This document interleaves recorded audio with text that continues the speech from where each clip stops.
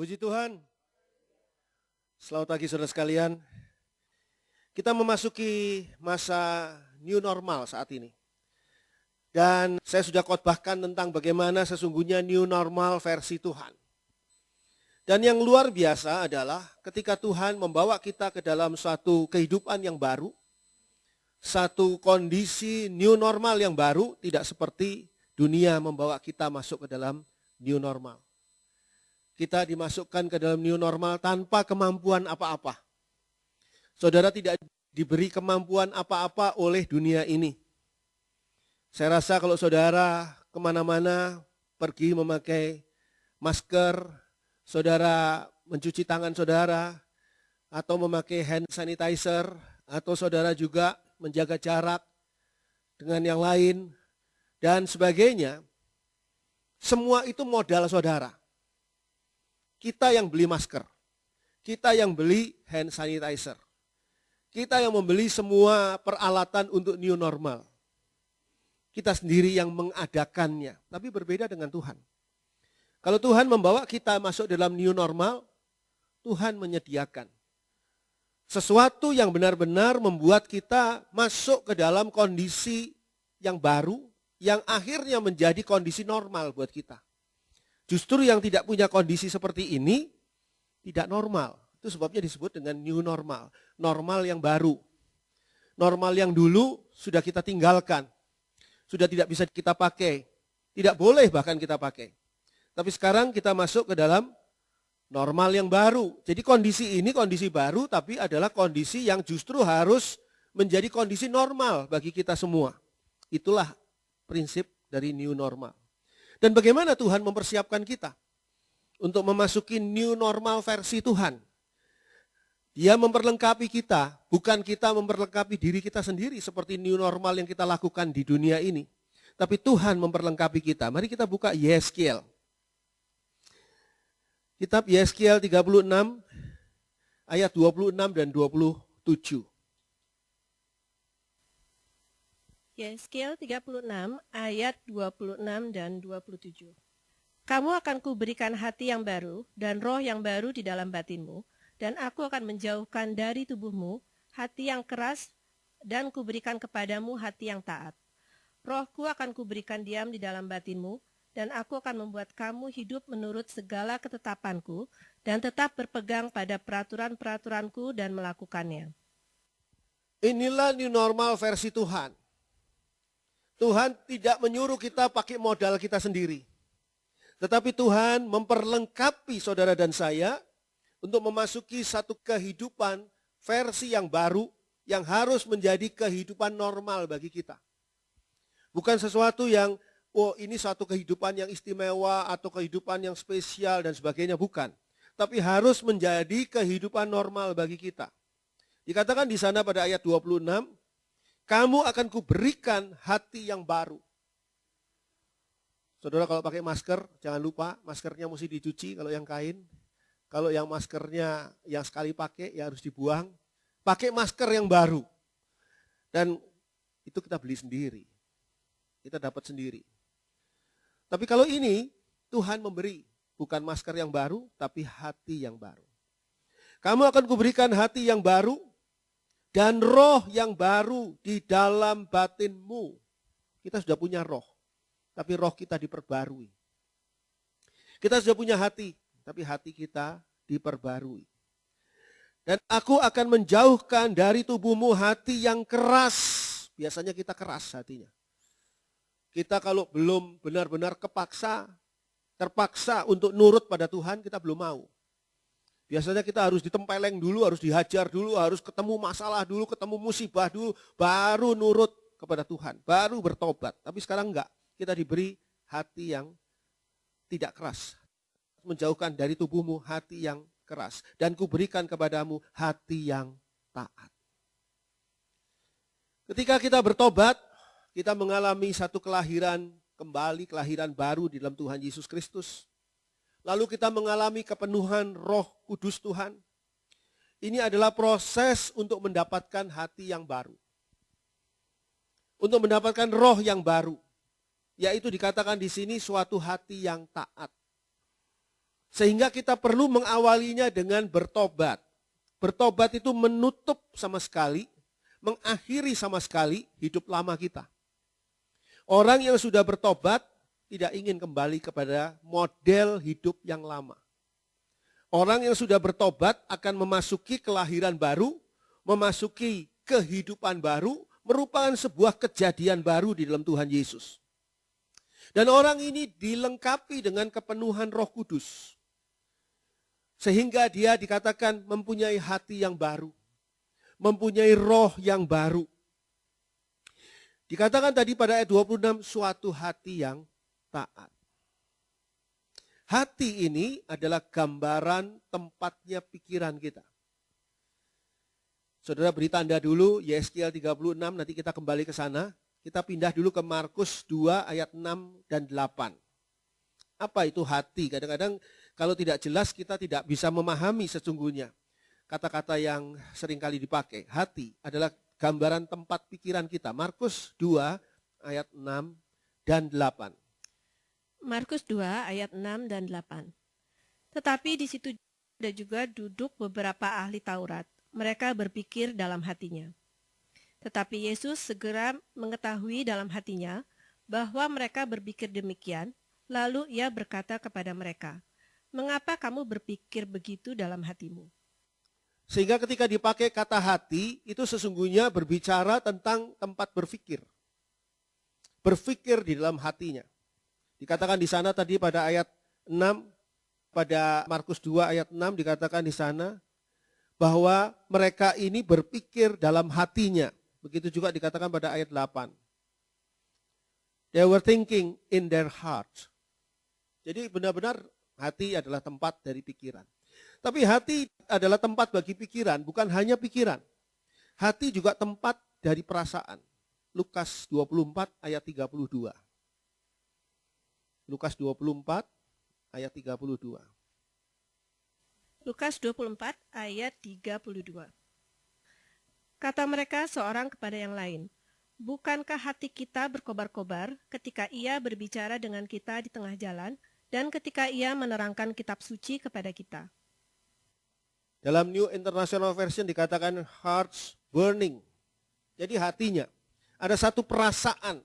Perasaan yang berkobar-kobar. Bukankah hati kita berkobar-kobar ketika Tuhan Yesus itu berbicara kepada kita di tengah jalan dan ketika ia menerangkan kitab suci kepada kita. Ini kisah perjalanan dua murid ke Emmaus. Ketika Tuhan Yesus berbicara, hati mereka itu berkobar-kobar. Dan ini adalah mengatakan perasaan mereka. Hati adalah tempat pikiran dan tempat perasaan. Dan ini diberi oleh Tuhan nanti hati yang taat. Pikiran dan perasaan ini digerakkan oleh apa? Kalau kita bicara tentang roh, jiwa, dan tubuh, maka pikiran dan perasaan ini atau hati kita ini digerakkan oleh jiwa kita. Kita periksa Yesaya 26 ayat 9. Yesaya 26 ayat 9. Yesaya 26 ayat 9. Dengan segenap jiwa aku merindukan engkau pada waktu malam. Juga dengan sepenuh hati aku mencari engkau pada waktu pagi. Sebab apabila engkau datang menghakimi bumi, maka penduduk dunia akan belajar apa yang benar. Jadi hati ini bukan lever. Tapi hati ini digerakkan oleh jiwa untuk membangkitkan kerja pikiran kita dan kerja perasaan kita.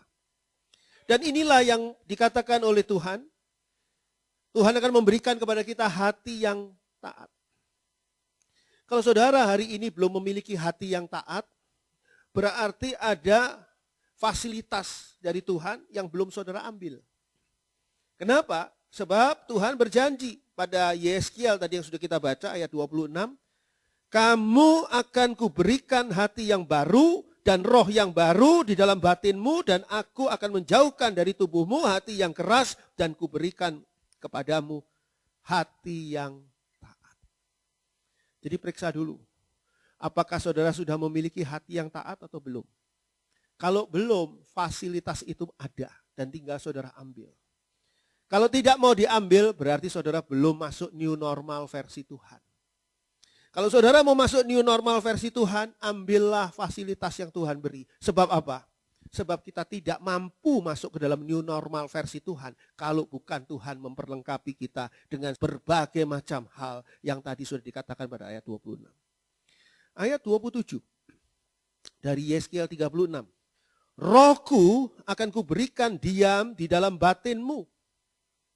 Dan aku akan membuat kamu hidup menurut segala ketetapanku. Dan tetap berpegang pada peraturan-peraturanku. Dan melakukannya.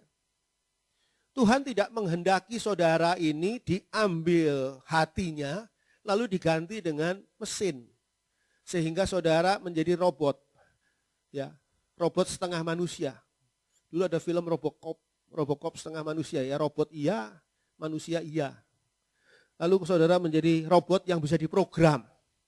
Diprogram seperti yang dikatakan pada ayat 27. Aku akan membuat kamu hidup menurut segala ketetapanku. Tuhan memprogram. Supaya saudara dan saya hidup menurut ketetapan Tuhan. Lalu dikatakan tetap berpegang pada peraturan-peraturanku. Diprogram. Tetap berpegang pada peraturan-peraturan Tuhan. Atau dikatakan di sini tetap berpegang pada peraturanku dan melakukannya. Diprogram untuk melakukannya. Tidak seperti itu. Tapi Tuhan mengirimkan Roh Kudus. Roh Kudus mempunyai peran sangat penting supaya apa? Supaya kita bisa melakukan apa yang dikatakan pada ayat 27. Rohku akan kuberikan diam di dalam batinmu dan aku akan membuat kamu hidup menurut segala ketetapanku. Ini bukan menjadikan kita robot, tetapi membuat kita dengan melalui pimpinan Roh Kudus. Kita memiliki hati yang baru, hati yang taat, lalu hati yang taat ini dipimpin oleh Roh Kudus. Ini peran yang sangat penting sekali. Supaya kita hidup menurut segala ketetapan Tuhan. Tadi sudah dikatakan bahwa hati kita adalah hati yang taat. Taat pada ketetapan Tuhan. Hidup menurut ketetapan Tuhan. Berarti taat pada ketetapan Tuhan. Kalau ada ketetapan Tuhan, berarti ada ketetapan-ketetapan lain. Ketetapan-ketetapan manusia. Ketetapan-ketetapan dunia, ketetapan-ketetapan setan iblis, kuasa kegelapan. Ada di sekeliling kita, tinggal kita pilih mau memakai ketetapan yang mana. Tapi kalau kita mempunyai hati yang taat, hati yang baru, hati yang Tuhan beri di dalam pimpinan Roh Kudus, kita mau hidup menurut segala ketetapan Tuhan. Artinya kita taat pada ketetapan Tuhan. Dan dikatakan di sana tetap berpegang pada peraturan-peraturan Tuhan. Artinya taat pada peraturan-peraturan Tuhan. Sekali lagi, kalau ada peraturan Tuhan berarti ada peraturan-peraturan manusia. Ada peraturan dunia, ada peraturan-peraturan setan iblis, kuasa gelap dan sebagainya. Itu semua bisa kita pilih.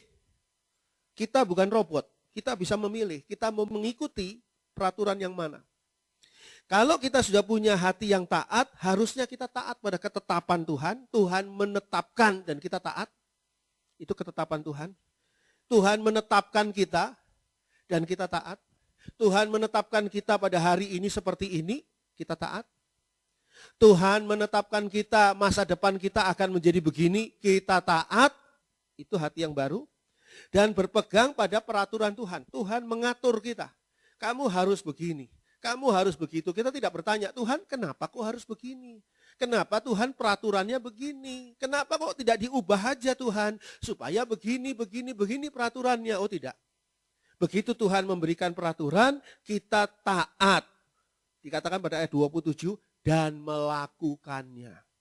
Melakukan ketetapan Tuhan dan melakukan peraturan Tuhan. Saudara perhatikan di sini.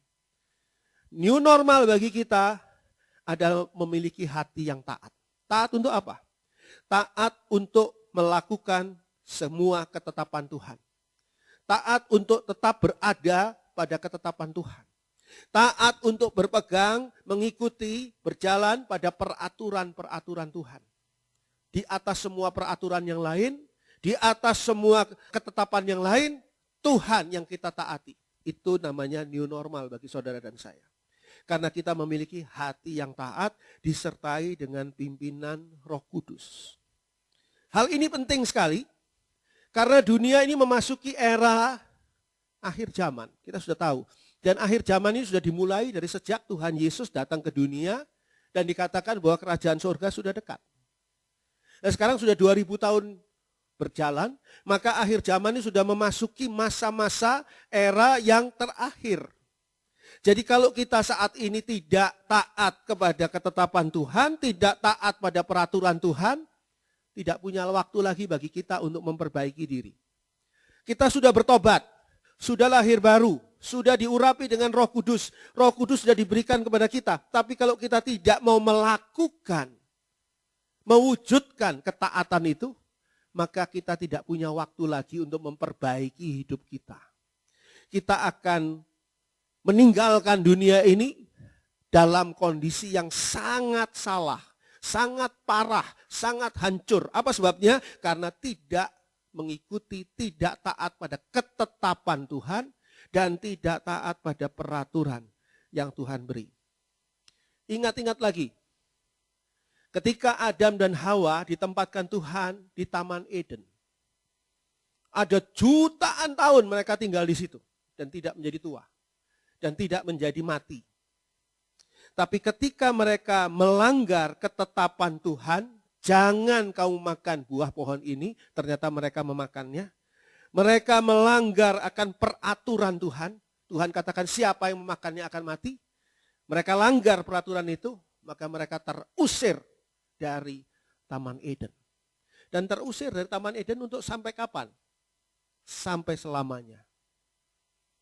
Puji Tuhan, ada Tuhan Yesus yang datang untuk menebus mereka yang mau percaya kepada Tuhan Yesus, untuk dibawa kembali.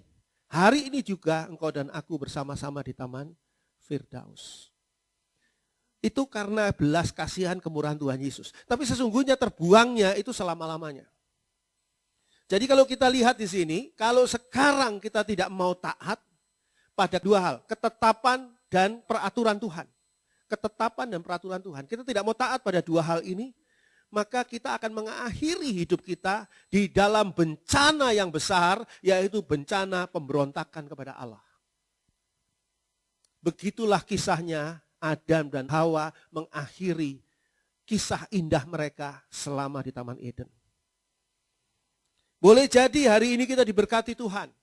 Boleh jadi kita hari ini menjadi pelayan Tuhan, menjadi aktivis, menjadi jemaat Tuhan yang luar biasa. Tapi kalau kita tidak melakukan ketetapan Tuhan dan peraturan Tuhan, maka semuanya ini akan tidak ada gunanya. Saya ajak saudara membaca Amsal 13 ayat 13. Ini ayat ini mudah dihafal. Amsal 13 ayat 13. Amsal 13 ayat 13. Siapa meremehkan firman, ia akan menanggung akibatnya. Tetapi siapa taat kepada perintah akan menerima balasan. Siapa meremehkan firman. Firman ini disampaikan adalah untuk diikuti. Adalah untuk dijalankan. Adalah untuk diwujudkan. Tapi yang meremehkan firman, dia akan menanggung akibatnya. Ada akibat yang buruk, yang harus ditanggung bagi mereka yang meremehkan firman. Tetapi siapa taat kepada perintah? Dikatakan di sini akan menerima balasannya, akan menerima rewardnya, akan menerima hasilnya. Ketaatan adalah hal yang sangat penting. Sebab ketaatan itu akan memberikan hal yang serius. Memberikan akibat yang serius. Ketaatan itu penting. Kita melaksanakan apa yang difirmankan oleh Tuhan itu baik. Tapi masalahnya kita taat atau tidak. Ketaatan itu memerlukan kesetiaan sampai akhir. Itu ketaatan. Adam dan Hawa mungkin sudah jutaan tahun ada di Taman Eden. Tapi hanya satu kali dia tidak taat. Mereka tidak taat. Mereka tidak setia. Maka tidak ada gunanya ketaatan yang sudah berlangsung lama. Bila dirusakkan oleh satu kali ketidaktaatan. Seperti yang dialami Adam dan Hawa di Taman Eden. Apa sebabnya ketaatan begitu penting? Saya ingin beritahukan kepada kita sekalian. Urusan kita di dunia banyak urusan penting. Saudara bisa memisahkan mana urusan penting, mana urusan tidak penting. mana urusan yang bisa ditunda, mana urusan yang tidak bisa ditunda. Mana urusan yang serius, mana urusan yang tidak terlalu serius. Hidup kita akan kacau kalau urusan yang serius kita korbankan demi urusan yang tidak serius. Kita akan celaka kalau urusan penting kita singkirkan, kita sampingkan, kesampingkan, kita utamakan urusan tidak penting. Kita ini punya waktu terbatas. Biar orang kaya, orang miskin, orang pintar, orang bodoh, orang terkenal, tidak terkenal, sama punya waktu 24 jam sehari. Berarti waktu kita terbatas. Tidak ada yang melebihi 24 jam sehari. Malah orang yang seringkali mencoba untuk memaksimalkan 24 jam sehari, sehingga dia kurang istirahat dan sebagainya, malah dia harus istirahat lama di rumah sakit. Nggak bisa kerja. Atau bahkan mungkin umurnya jadi lebih pendek. Karena kurang istirahat. Nggak bisa kok. Nggak bisa. Nah, di dalam kondisi yang singkat itu, mana yang lebih penting? Mana yang utama? Saudara, meskipun saudara itu kaya raya, saudara tetap terbatas uangnya. Nggak ada orang yang punya uang tidak terbatas. Jadi jangan saudara pikir, ya saya sih miskin, uangnya terbatas. Oh enggak, orang kaya juga terbatas uangnya. Ada batasnya. Tinggal sekarang kita mau menggunakan harta kita, kekayaan kita, kemampuan kita, talenta kita yang ada batasnya ini, umur kita yang ada batasnya ini, untuk sesuatu yang penting atau sesuatu yang kurang penting. Nah, firman Tuhan ajarkan kepada kita semua. Mengapa Tuhan menekankan hati yang taat? Kenapa kok penting sekali ini hati yang taat sebagai new normal bagi kehidupan kita di zaman akhir ini, mempunyai hati yang taat. Kenapa ketaatan itu begitu penting? Karena ketaatan ini adalah hal yang utama sekali kalau kita memahaminya. Apa yang baik yang sudah dilakukan oleh Adam dan Hawa selama berjuta-juta tahun di Taman Eden, hancur hanya karena satu kali ketidaktaatan. Apa sebabnya? Ada beberapa hal saya catat di sini. Di dalam ketaatan ada komitmen. Saudara kalau mau taat itu saudara di dalam hati itu ada komitmen. Komitmen untuk melakukan ketaatan.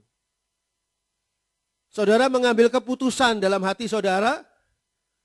Saudara mensinergikan seluruh kemampuan saudara untuk mengambil satu keputusan, saya mau taat.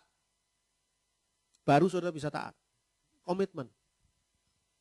Komitmen ini mungkin tidak ada yang tahu. Tapi kalau saudara berkomitmen kepada Tuhan, maka komitmen kepada Tuhan itu Tuhan akan perhatikan dan Tuhan akan catat. Banyak orang yang begini. Ketika dia sedang menghadapi masalah dalam hidupnya, persoalan di dalam rumah tangganya, persoalan di dalam usahanya, pekerjaan bisnisnya, keuangannya, kesehatannya, dan sebagainya, dia berdoa dan mengatakan, Tuhan, mulai sekarang kalau Tuhan benar-benar melakukan mujizat Tuhan atas hidup saya mau taat. Tapi ini bukan komitmen sebetulnya. Dia hanya mempunyai satu dorongan janji karena apa? Karena dia mengharapkan kesembuhan. Karena dia mengharapkan mujizat. Karena dia mengharapkan pertolongan Tuhan. Nanti kalau sudah sembuh, lupa lagi. Kalau sudah sembuh, aduh Tuhan, gitu aja kok Tuhan hitung-hitungan banget sih Tuhan. Lupa lagi. Loh, kemarin kan kamu janji mau taat.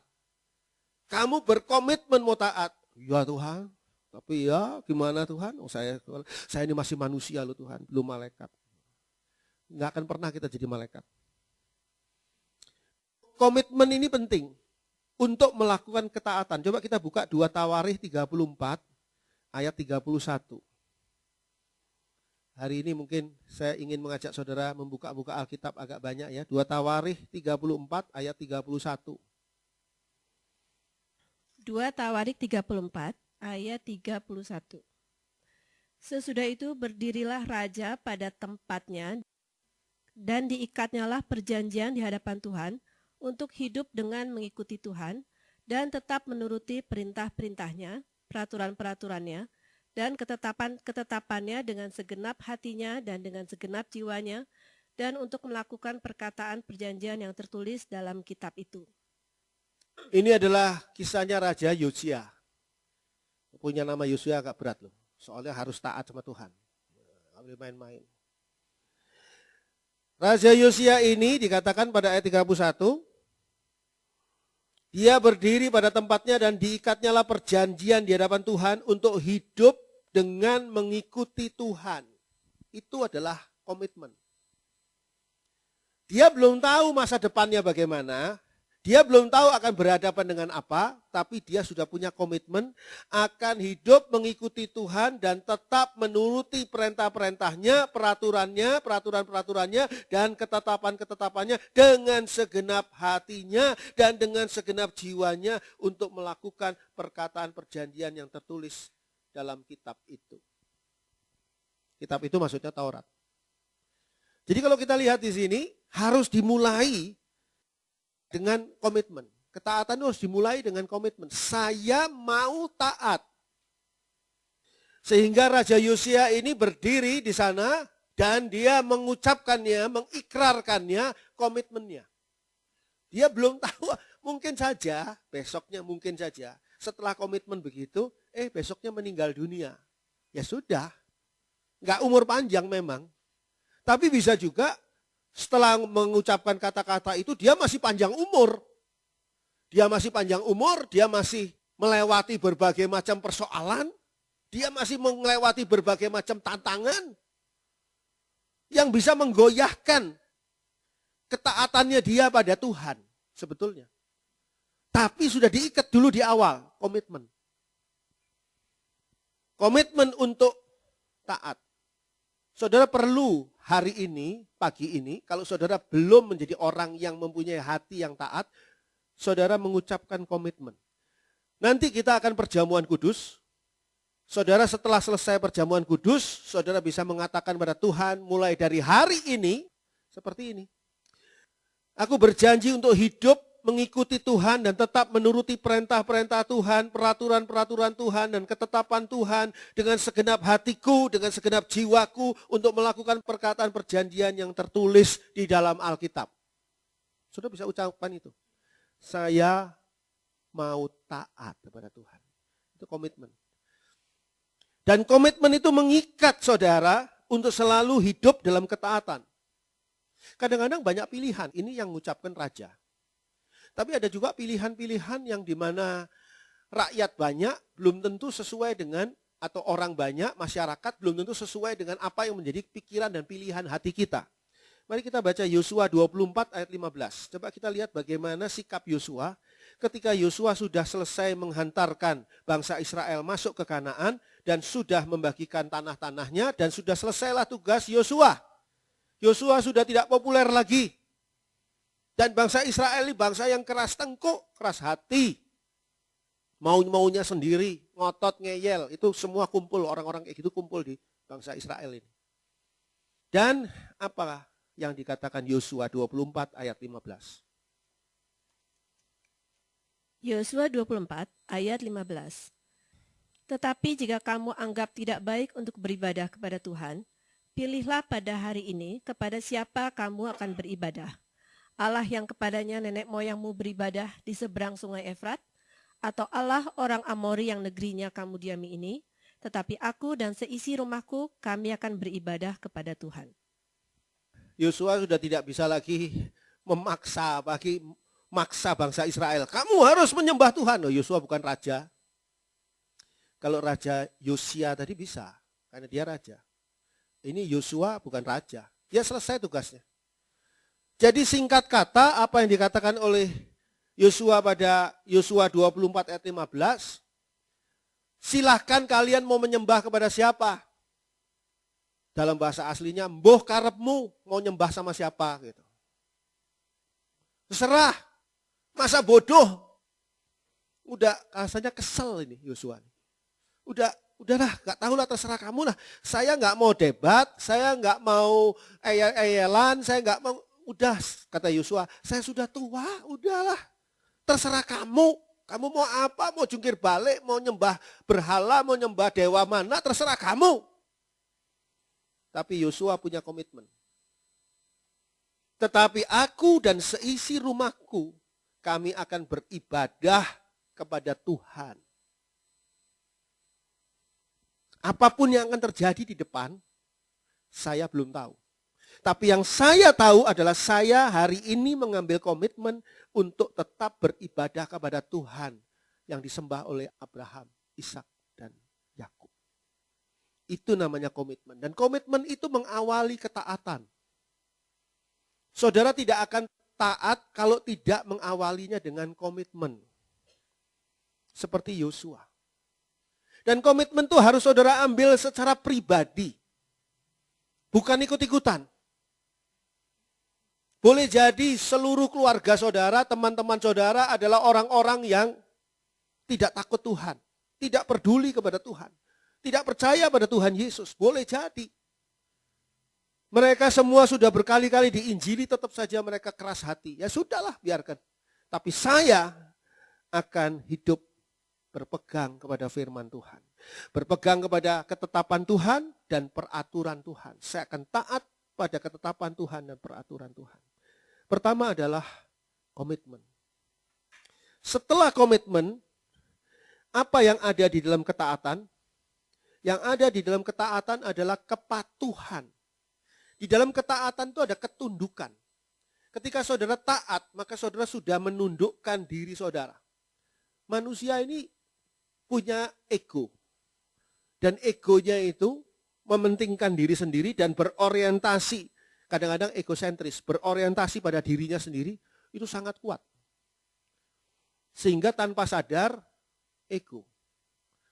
Saudara jangan berpikir kalau saudara berbuat baik, itu saudara tidak sedang ego. Kadang-kadang ketika saudara berbuat baik, saudara sedang memuaskan hati saudara karena saudara berbuat baik. Ego. Saudara punya binatang peliharaan di rumah, saudara sayang-sayang, saudara elus-elus, saudara beri makanan yang istimewa, saudara rasanya itu sayang gitu sama binatang itu. Sayangnya apa? Binatang itu nggak bisa ngasih komentar.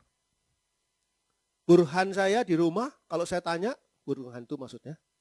Kalau di rumah saya tanya, setiap pagi saya ketemu sama burhan saya jemur, dia ngantuk. Ngantuk seperti saudara, beberapa yang sudah mulai diam. Hati-hati loh saudara, jangan mulai ngantuk, nanti saya jadi kangen sama burhan saya di rumah. Matanya itu berat. Terus kalau sudah gitu, terus pura-pura lihat ke tempat lain. Kling. Burhan itu kayak gitu tuh. Suka muterkan kepalanya itu kadang-kadang bisa 180 derajat. Terus saya diam di depan kandangnya, nah dia noleh lagi, dia kira mau dikasih makan. Enggak, tutup lagi matanya. Kalau dia itu dirawat luar biasa. Burung hantu liar harus berburu untuk makanannya. Burung hantu liar mungkin bisa ditembak oleh orang yang iseng-iseng memburu burung dan sebagainya. Kalau dia aman. Aman. Suatu ketika dia pernah diserang sama luwak, ya, luwak tahu ya, bukan kopi luwak, luwak. Wow, diserang, tapi luwaknya nggak bisa berbuat apa-apa, dia diam aja di dalam tenang-tenang. Luwaknya di luar kandangnya itu, kandangnya burung hantu itu, lari sana lari sini, nggak bisa berbuat apa-apa. Saya nonton ada dari jauh, saya mau tahu luwak ini gimana, nggak kembali lagi luwaknya, putus asa. Burhan. Tapi kalau burhanis misalnya dia bisa diwawancara. Han, kamu seneng gak tinggal di sini sama itu pendeta Andri? Saya rasa loh ya jawabannya dia gak seneng. Yang burung hantu itu di dalam kandang itu sendirian. Dia gak ada jodohnya. Dia single. Jadi saudara yang mau cari yang single-single ada, burhan di rumah single. Single dia. Jadi kalau ditanya mungkin dia ngerasa saya sudah mengurusnya, menyayanginya, semua. Binatang peliharaan saudara juga mungkin kalau diwawancara nggak seneng mereka. Senengnya bebas keluar. Saudara pasti punya kan batasan-batasan sehingga binatang peliharaan saudara tidak boleh melakukannya, ada kan? Pasti kan? Paling nggak tutup pintu depan gitu. Ada kan? Coba saudara bukain semua, dia lari. Jangan dikejar, bebasin. Tapi Pak Andri itu 20 juta loh. Ya nggak tahu 20 juta atau 30 juta ya terserah. Jadi ketika kita taat, kita tuh menundukkan ego kita. Karena kita tuh punya ego. Terhadap Tuhan sendiri pun kita punya ego. Ego kita salah atau enggak? Enggak salah. Saudara punya ego itu tidak salah. Tinggal sekarang ego kita mau kita setir bagaimana nih? Ego kita mau kita jadikan Tuhan atau mau kita tundukkan di hadapan Tuhan? Patuh, tunduk. Itu mendasari ketaatan. Yakobus 4 ayat 7. Yakobus 4 ayat 7. Karena itu tunduklah kepada Allah dan lawanlah iblis, maka ia akan lari daripadamu. Manusia seringkali terbalik ini. Mereka bukan menundukkan dirinya kepada Allah dan melawan iblis, tapi menundukkan dirinya kepada iblis dan melawan Allah. Padahal firman Tuhan katakan karena itu tunduklah kepada Allah dan lawanlah iblis, maka iblis itu akan lari daripadamu. Kalau ketemu iblis, enggak pernah ya saudara. Ketemu setan, kira-kira setan yang lari atau saudara yang lari? Di suatu rumah sakit yang sepi, sudah banyak petugas rumah sakitnya yang sedang bertugas, tiba-tiba ada suster ngesot. Ketemu saudara. Kira-kira dia ngesot sambil lari, melarikan diri dari saudara, atau saudara yang terbirit-birit lari dari suster ngesot. Kalau saudara mau supaya iblis ini, setan ini, kuasa kegelapan ini lari dari hidup saudara dan tidak mengganggu hidup saudara, tidak merusakkan hidup saudara, apa yang harus saudara lakukan? Tunduklah kepada Allah. Dan lawanlah iblis. Lawan iblis, lawan setan, lawan semua pengaruh kuasa kegelapan. Dengan hikmat yang datangnya dari Tuhan, Roh Kudus yang memimpin saudara, saudara akan bisa melihat dengan jelas mana yang pengaruh kuasa kegelapan dan mana yang bukan. Saudara bisa membedakan, sehingga saudara bisa mengusir semua kuasa kegelapan itu. Saudara bisa melawan itu semua. Tapi syaratnya tunduk pada Allah. Kalau saudara tahu masalah, persoalan dan sebagainya dalam hidup saudara itu digerakkan oleh kuasa kegelapan yang jahat. Saudara tahu bahwa virus corona ini digerakkan oleh kuasa kegelapan yang jahat. Bagaimana saudara mengusirnya? Tunduk kepada Allah. Tunduk kepada Allah. Karena ketundukan kepada Allah, kepatuhan kepada Allah ini mendasari ketaatan. Tidak ada orang taat tapi tidak tunduk, tidak ada. Bawahan taat pada atasan. Murid taat pada guru. Anak taat pada orang tua. Enggak mungkin anak itu sambil taat sambil berontak. Enggak mungkin. Papa, mama saya mau pergi. Hang out sama teman-teman. Supaya saya enggak mengalami auto bosen. Karena pakai istilah baru kan, karena pakai auto kan selalu. Auto bosen. Kata mamahnya, kata papa, boleh. Tapi jam 7 malam sudah harus di rumah. Loh kalau dia taat, dia pasti nurut jam 7 sudah ada di rumah. Enggak mungkin dia mau jam 7 tetap ada di rumah, sembali berontak. Enggak mungkin. Orang taat itu diawali dengan kepatuhan.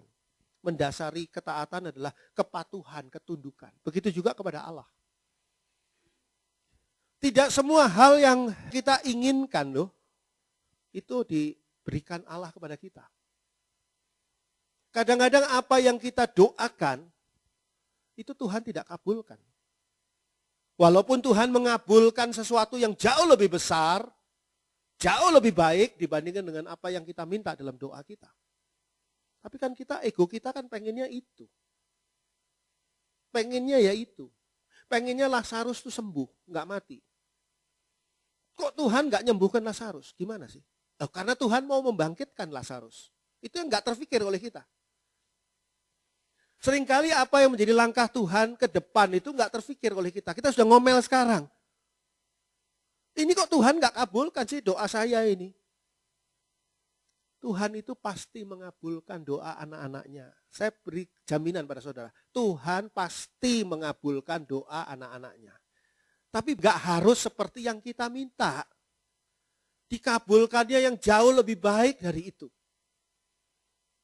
Ketika saudara minta satu tempat yang baik buat tinggal saudara, mungkin Tuhan tidak kabulkan saudara menerima tempat yang baik, rumah yang baik buat tinggal saudara di dunia.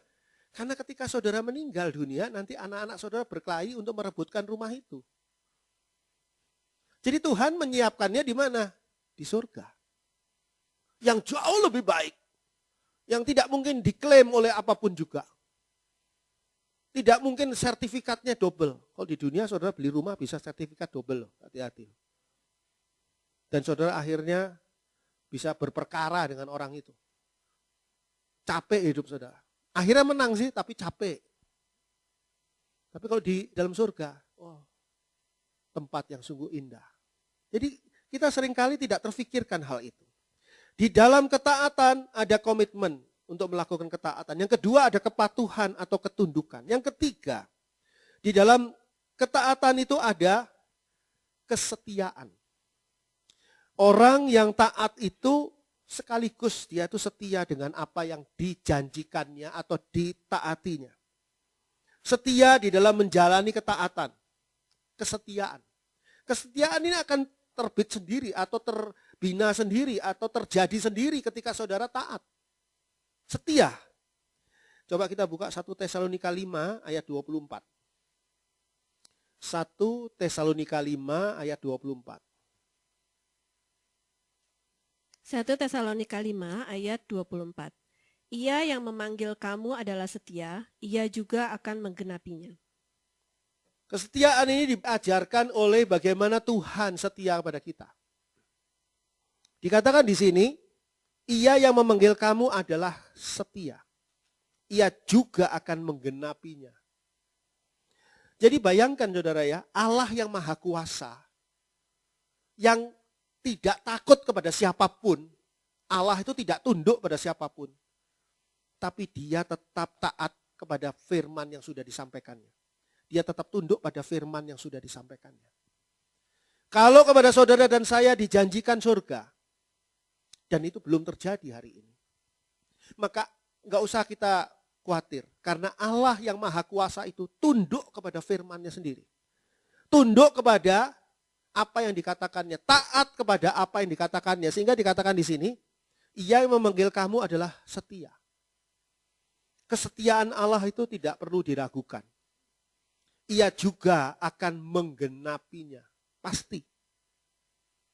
Apa yang dia sudah firmankan, apa yang dia sudah janjikan kepada saudara dan saya, pasti digenapinya.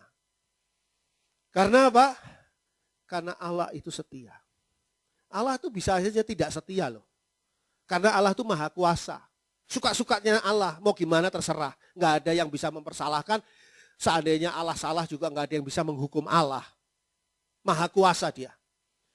Tapi Allah yang maha kuasa itu memberikan contoh. Allah yang maha kuasa saja setia. Masa kita tidak setia? Allah yang maha kuasa saja taat loh pada firman-Nya. Masa kita tidak taat pada firman Allah? Padahal kita tidak maha kuasa. Kesetiaan dalam menjalani ketaatan ini penting. Sebab kesetiaan ini menjadi kekuatan di dalam ketaatan. Sulit sekali bagi orang yang menjalani ketaatan tapi tidak setia. Dari setiap detik dia punya kesempatan atau punya peluang untuk berhenti dari ketaatan. Karena apa? Karena tidak setia. Kesetiaan itu penting. Penting sekali dalam menjalani ketaatan. Rumah tangga. Pada waktu mulai menikah, pasangan ini menjaminkan atau mengeluarkan atau mengucapkan janji setia satu dengan yang lain. Hai istri, tunduklah pada suami. Hai suami, kasihlah istri. Saya kadang-kadang berpikir gini, mungkin ya terlalu cepat ketika mengatakan ya saya akan melakukannya. Karena yes I do gitu kan. Kadang-kadang mungkin terlalu cepat loh. Sebab setelah sekian tahun, kok tidak lagi menjalankannya. Setelah sekian tahun, tidak lagi istri tunduk pada suami, dan suami tidak lagi mengasihi istri. Cerai sih enggak. Tapi apakah itu suatu kesetiaan? Mungkin orang berpikir kesetiaan di dalam rumah tangga adalah tidak ada wanita idaman lain dan pria idaman lain. Tapi kalau saudara amati, bisa terjadi ketidaksetiaan walaupun tidak ada wanita idaman lain dan pria idaman lain. Yaitu apa? Tidak setia pada komitmennya dia. Tidak setia kepada janjinya dia di waktu awal pernikahan. Jadi kalau menurut saya pernah berpikir gini, salah jawaban yes I do. Mestinya jawabannya yes I will. Jadi ya saya akan usahakanlah. Saudara kalau dalam perjanjian pernikahan terus pasangan saudara bilang, ya saya usahakanlah. Saudara gak enak gitu ya rasanya. Maukah engkau tetap setia kepada istrimu di saat suka maupun duka? Jawabannya suaminya atau calon suaminya, ya saya usahakan. Tapi sebetulnya itu jawaban betul malahan. Kenapa? Ya karena dia manusia. Dikatakan ya memang ada batasnya sampai maut memisahkan. Batasnya itu, batas janji setianya itu sampai maut memisahkan. Tapi selama itu dia akan setia. Bisakah dia melakukannya? Nah ini yang menjadi pertanyaan. Menjadi pertanyaan. Jadi di sini dibutuhkan kesetiaan di dalam ketaatan. Kalau saudara mau taat dengan janji saudara, saudara harus setia. Seperti Allah setia. Coba kita buka 2 Tesalonika sekarang. Tadi 1 Tesalonika, sekarang 2 Tesalonika 3 ayat 3. 2 Tesalonika 3 ayat 3. Tetapi Tuhan adalah setia. Ia akan menguatkan hatimu dan memelihara kamu terhadap yang jahat. Tuhan adalah setia, ia akan menguatkan hatimu, dikatakan di sana, dan memelihara kamu terhadap yang jahat. Saya tuh mikir begini kalau baca ayat seperti ini. Tuhan sudah menjaga saya terhadap yang jahat. Kok masih saja saya mengalami yang jahat? Saudara suka berpikir gitu. Katanya di sini dikatakan bahwa Tuhan itu sudah memelihara kamu terhadap yang jahat. Tapi kok masih saja sih kena yang jahat? Di sini hal yang seringkali menjadi pertanyaan. Tapi jawabannya tuh begini. Masalahnya Tuhan itu setia. Kitanya yang tidak setia. Tuhan setia kepada kita untuk memenuhi apa yang difirmankannya. Termasuk menjaga kita. Kitanya yang tidak setia untuk melakukan ketetapan Tuhan dan peraturan Tuhan. Kitanya nyelonong keluar sendiri dari jalur. Saya naik kereta api dari Bandung ke Surabaya, Mutiara Selatan. Berhenti di Jogja jam 1 subuh. Turun saya, padahal cuma berhenti 5 menit. Saya turun, beli gudeg. Itu gudegnya enak, tuh mbok-mbok itu. Yang ngantri banyak lagi. Jadi ayo cepetan ini kereta loh, ayo cepetan ini kereta. Saya berpikir nih, bisa saja kereta itu melanjutkan perjalanannya ke Surabaya tanpa saya. Kenapa? Padahal saya punya tiket. Tiket saya sampai Surabaya. Kenapa? Karena sayanya tidak berada di kereta. Keretanya melakukan komitmennya untuk sampai di Surabaya. Saya tidak melakukan komitmen untuk duduk diam di dalam kereta. Karena apa? Mbok gudeg itu merayu-rayu. Ayo beli gudeg. Jadi kan gitu. Itu kehidupan. Jadi Tuhan itu setia. Jadi kalau di sini dikatakan ya, tetapi Tuhan adalah setia. Betul. Ia akan menguatkan hatimu. Betul. Dan akan memelihara kamu terhadap yang jahat. Betul. Jadi kalau hidup kita masih ada kena yang jahat, kita perlu koreksi diri. Jangan-jangan saya sudah keluar dari kereta ini. Kereta jalan terus, saya keluar dari kereta. Perlu kesetiaan di dalam ketaatan. Jadi di dalam ketaatan ada komitmen, ada kepatuhan, ketundukan, ada kesetiaan dalam menjalani ketaatan. Dan berikutnya di dalam ketaatan itu ada kedisiplinan. Orang yang taat harus disiplin. Titus 2 ayat 9 dan 10. Titus 2 ayat 9 dan 10. Titus 2 ayat 9 dan 10. Hamba-hamba hendaklah taat kepada tuannya dalam segala hal dan berkenan kepada mereka, jangan membantah, jangan curang, tetapi hendaklah selalu tulus dan setia, supaya dengan demikian mereka dalam segala hal memuliakan ajaran Allah, juru selamat kita. Di sini ditunjukkan bahwa seorang hamba atau hamba-hamba yang mau hidup dalam ketaatan, tapi mereka tidak disiplin, maka mereka akan menghancurkan ketaatan. Sehingga dikatakan di sini pada ayat 9, hamba-hamba hendaklah taat kepada tuannya dalam segala hal. Bukan hamba-hamba hendaklah taat kepada tuannya kalau tuannya ada di kantor. Makanya sekarang kan gini, seringkali di kantor dipasangi CCTV kan, di ruangan-ruangan kantor. Sehingga yang kerja ini seolah-olah diawasi oleh bos di ruangannya. Padahal CCTV-nya ini rusak sudah. Cuma buat nakut-nakutin aja gitu.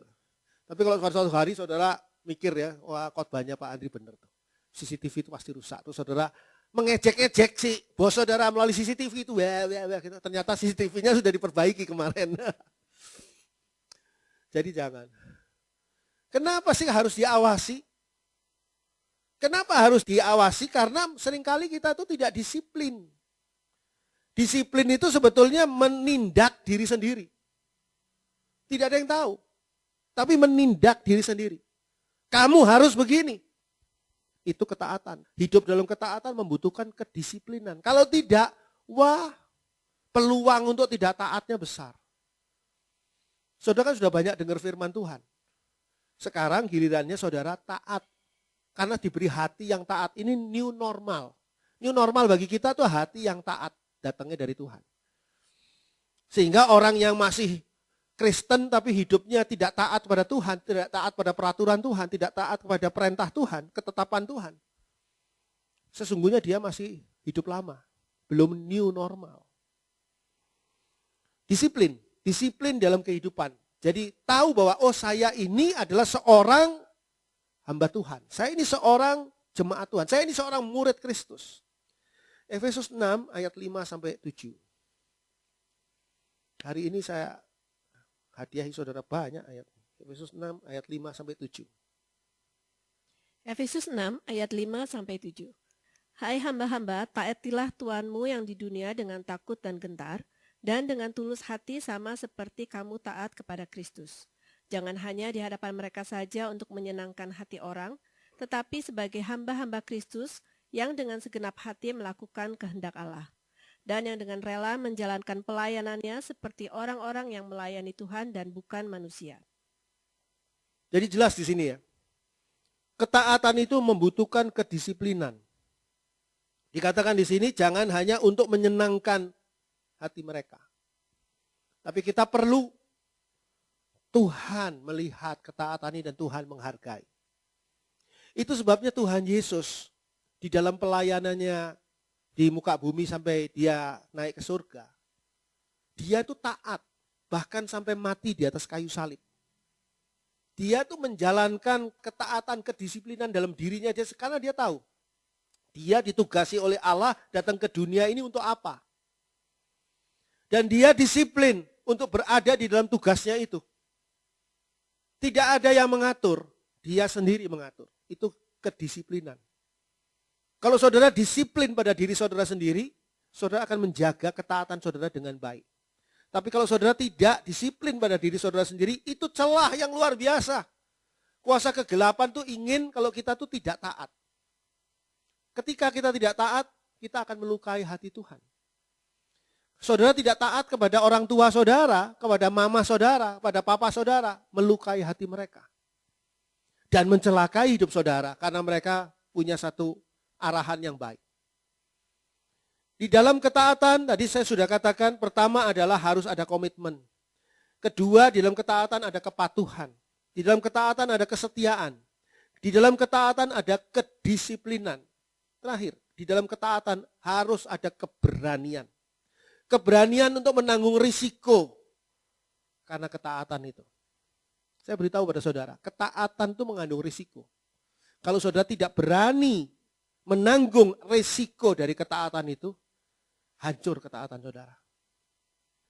Karena saudara berusaha untuk taat kepada Allah yang tidak diterima di dunia. Tuhan Yesus itu tidak diterima di dunia. Saudara berusaha taat kepada firman Tuhan Yesus yang tidak diterima di dunia. Jadi saudara menanggung risiko. Coba kita bandingkan dengan Kisah Para Rasul 3 ayat 1 sampai 3. Kisah Para Rasul 3 ayat 1 sampai 3 lalu ayat 18 sampai 20. Kisah Para Rasul 3 ayat 1 sampai 3, 18 sampai 20. Kisah Para Rasul 3 ayat 1 sampai dengan 3. Pada suatu hari menjelang waktu sembahyang, yaitu pukul 3 petang, naiklah Petrus dan Yohanes ke bait Allah. Di situ ada seorang laki-laki yang lumpuh sejak lahirnya sehingga ia harus diusung. Tiap-tiap hari orang itu diletakkan dekat pintu gerbang bait Allah yang bernama Gerbang Indah untuk meminta sedekah kepada orang yang masuk ke dalam bait Allah. Ketika orang itu melihat bahwa Petrus dan Yohanes hendak masuk ke bait Allah, ia meminta sedekah. Kisah Para Rasul 3 ayat 18 sampai 20. Tetapi dengan jalan demikian, Allah telah menggenapi apa yang telah difirmankannya dahulu dengan perantaraan nabi-nabinya, yaitu bahwa Mesias yang diutusnya harus menderita. Karena itu sadarlah dan bertobatlah, supaya dosamu dihapuskan, agar Tuhan mendatangkan waktu kelegaan dan mengutus Yesus yang dari semula diuntukkan bagimu sebagai Kristus. Saya teruskan sedikit yang Kisah Para Rasul 3, saya teruskan ayat 4 dan seterusnya ayat sampai ayat 6 dikatakan begini. Mereka menatap dia dan Petrus berkata, lihatlah kepada kami. Lalu orang itu menatap mereka dengan harapan akan mendapat sesuatu dari mereka. Tetapi Petrus berkata, emas dan perak tidak ada padaku, tetapi apa yang kupunyai kuberikan kepadamu. Demi nama Yesus Kristus orang Nazaret itu berjalanlah. Lalu ayat 7, lalu ia memegang tangan kanan orang itu dan membantunya berdiri. Seketika itu juga kuatlah kaki dan mata kaki orang itu. Jadi di sini kalau kita lihat, melalui peristiwa ini, melalui peristiwa orang yang lumpuh sejak lahirnya ini, Petrus dan Yohanes memperkenalkan Tuhan Yesus. Lalu dikatakan dengan jelas di sana bahwa perkenalan dengan Tuhan Yesus ini adalah satu hal yang harus dilakukan. Dan Petrus sama Yohanes tidak menyembunyikan hal ini. Mereka berani untuk menanggung resiko dari ketaatan mereka kepada Tuhan Yesus. Sehingga pada ayat selanjutnya, pada ayat 18 sampai 20 dijelaskan di sana bahwa Tuhan Yesus ini datang untuk membawa manusia menjadi orang yang bertobat, orang yang diperbarui, orang yang diselamatkan. Jadi ini adalah risiko, karena setelah itu Petrus dan Yohanes dibenci. Bahkan mereka dimasukkan dalam penjara karena ketaatannya kepada Tuhan Yesus. Contoh lain, ini karena kita supaya cepat saja kita pindah ke Daniel 3. Daniel 3 ayat 13 sampai 18. Sebagai ayat terakhir ini Daniel 3 ayat 13 sampai 18. Daniel 3 ayat 13 sampai 18. Sesudah itu Nebukadnezar memerintahkan dalam marahnya dan geramnya untuk membawa Sadrak, Mesak, dan Abednego menghadap. Setelah orang-orang itu dibawa menghadap raja, berkatalah Nebukadnezar kepada mereka, apakah benar, hai Sadrak, Mesak, dan Abednego, bahwa kamu tidak memuja dewaku dan tidak menyembah patung emas yang kudirikan itu? Sekarang jika kamu bersedia, demi kamu mendengar bunyi sangkakala, seruling, kecapi, rebab, gambus, serdam, dan berbagai-bagai jenis bunyi-bunyian, sujudlah menyembah patung yang kubuat itu. Tetapi jika kamu tidak menyembah, kamu akan dicampakkan seketika itu juga ke dalam perapian yang menyala-nyala. Dan dewa manakah yang dapat melepaskan kamu dari dalam tanganku? Lalu Sadrak, Mesak, dan Abednego menjawab Raja Nebukadnezar, tidak ada gunanya kami memberi jawab kepada Tuanku dalam hal ini. Jika Allah kami yang kami puja sanggup melepaskan kami, maka ia akan melepaskan kami dari perapian yang menyala-nyala itu dan dari dalam tanganmu ya Raja. Tetapi seandainya tidak, hendaklah Tuanku mengetahui ya Raja, bahwa kami tidak akan memuja dewa Tuanku dan tidak akan menyembah patung emas yang Tuanku dirikan itu. Sadrak, Mesak, dan Abednego taat menyembah kepada Allah, tapi konsekuensinya harus masuk ke dalam dapur api. Di sini dibutuhkan keberanian. Sebab kalau tidak berani, maka ketaatan itu hancur di situ. Dan mereka menyembah berhala. Tapi Sadrak, Mesak, dan Abednego berani menanggung semua risiko karena ketaatan. Oleh sebab itu, sekali lagi, ketaatan membutuhkan pertama komitmen. Kedua kepatuhan, ketundukan. Ketiga adalah kesetiaan dalam menjalani ketaatan. Keempat adalah kedisiplinan dalam hidup dalam ketaatan. Dan kelima yang terakhir yang paling penting juga di sini adalah keberanian menanggung semua risiko dalam ketaatan. Kepada saudara dan saya sudah diberikan hati yang taat dan pimpinan Roh Kudus untuk kita hidup di dalam hati yang baru. Tuhan memberkati. Puji Tuhan. Amin.